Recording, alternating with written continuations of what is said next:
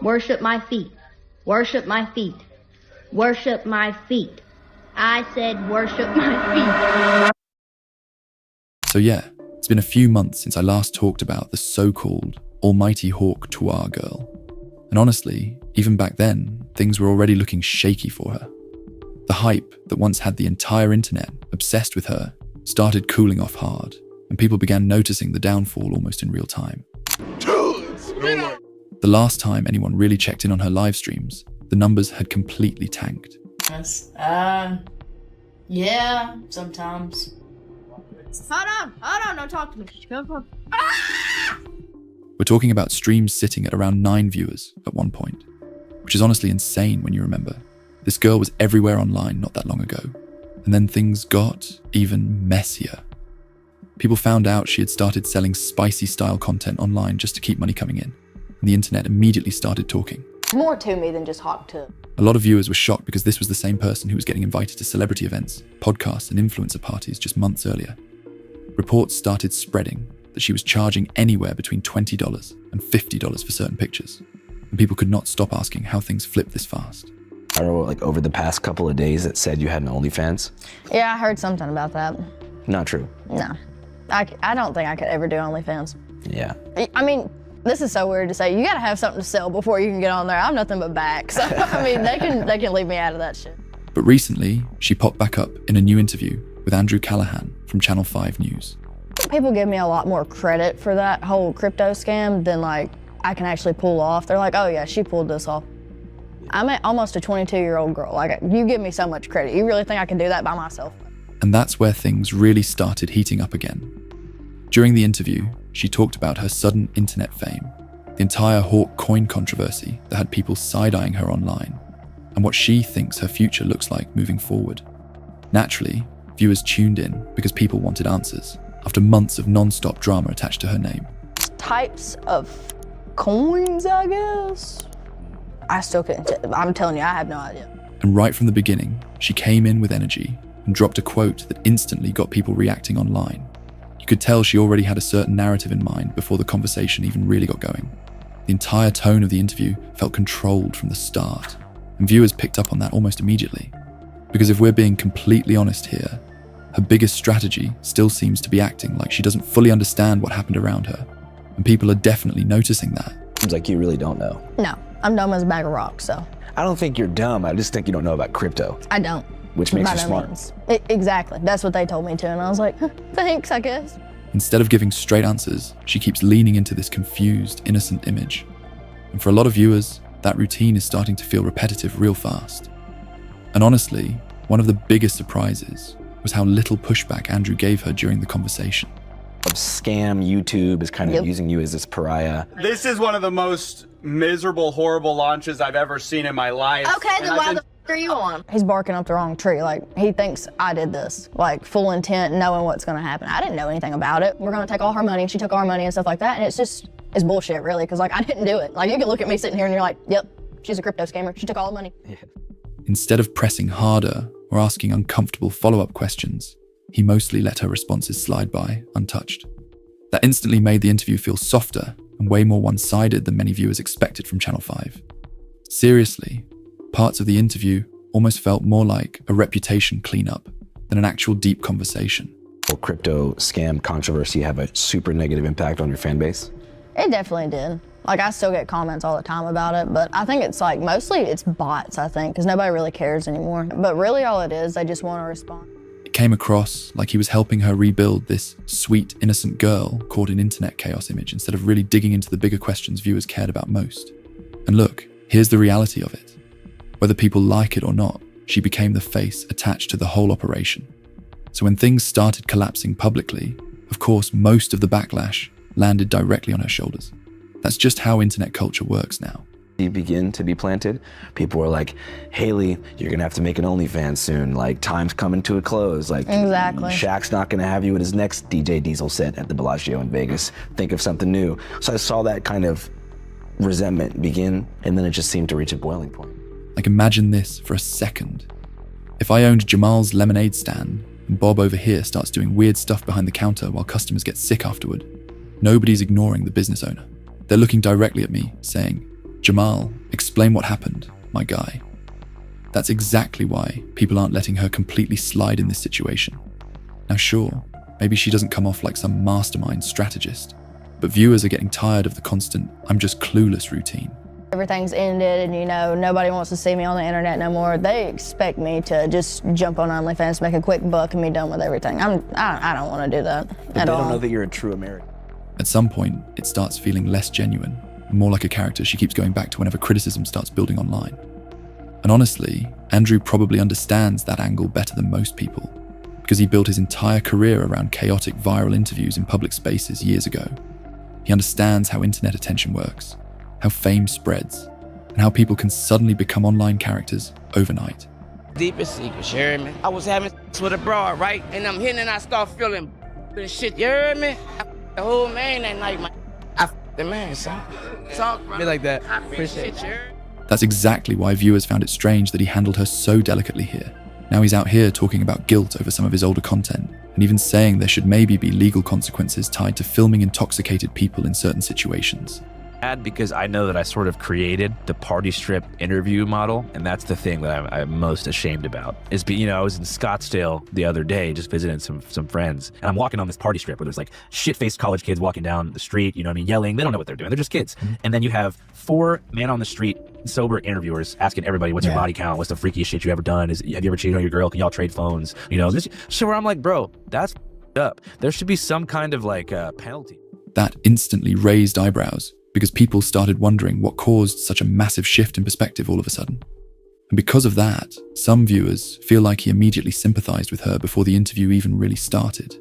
It almost felt like he already viewed her as another person damaged by internet fame, which caused him to approach the conversation way softer than people expected him to. Forms past a certain level of inebriation are actually void. So technically, all these body count people, even like the Tuah girl, she could sue that dude. Now, to be fair, some interviewers absolutely can cross the line sometimes, especially when alcohol gets involved. That's a real conversation worth having. But at the same time, being drunk doesn't suddenly erase accountability for things somebody willingly says on camera in front of millions of people online.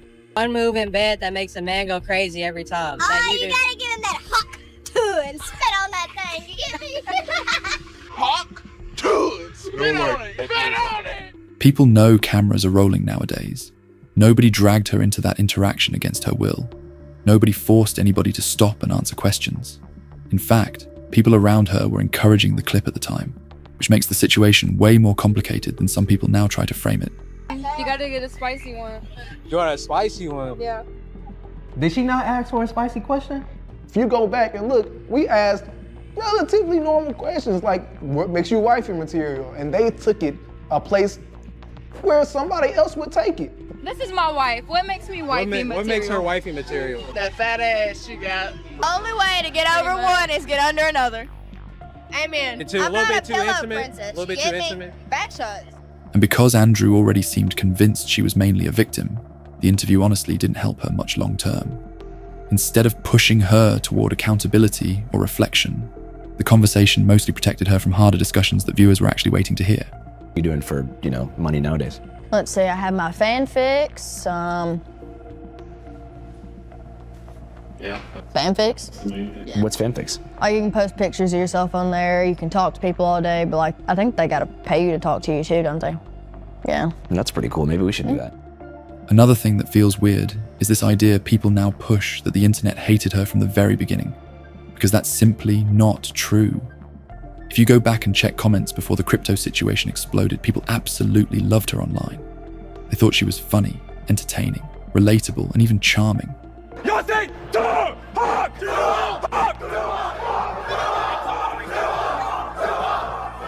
She was getting welcomed into influencer circles, celebrity spaces, podcasts, and mainstream online culture almost overnight. People were fully supporting her before everything started going left later on. And let's not forget this either. That original viral clip didn't destroy her life at all. If anything, it completely upgraded her life financially for a while. Tim and DTV. All right. You said we better post that? Yes. Okay. Post it through. All right. You said we better post it. How did they catch you in 4K? That moment opened the door to sponsorships, appearances, merchandise sales, interviews, and and huge opportunities most people only dream about getting. The real backlash didn't fully hit until the Hawk coin situation started spiraling. That's when people started looking at her differently, because viewers felt like she ignored non-stop warnings while promoting something risky to fans who trusted her. A Hawk meme coin is live! Leading up to the launch, people deep in crypto spaces were loudly warning her not to move forward with it. They kept saying, "Don't do this, it's going to get sniped." Those warnings weren't hidden either. They were public, repeated, and everywhere online before things finally blew up. Now look, if somebody is seriously exposing themselves on camera without consent, then yes, that's absolutely a serious issue people should question. But in this specific situation, even her own friend reportedly encouraged the video being posted afterward and was asking where they could watch it later. That changes how many viewers see the situation completely. And things got even crazier once extra footage surfaced, because it reportedly showed her friend pushing the conversation into more explicit territory too. That there's not any more interviews kind of like the one I got, because now that I think about it and I'm like sober, it's kind of disrespectful to women, like the stuff he was asking, but you know, that's just how the world works. That detail flipped the narrative for a lot of viewers, because suddenly it didn't feel like the interviewer was the only person escalating things anymore. Personally, my sympathy for her is honestly pretty low at this stage. Not because of the meme itself, but because she fully leaned into the persona afterward, while clearly understanding exactly what she was doing.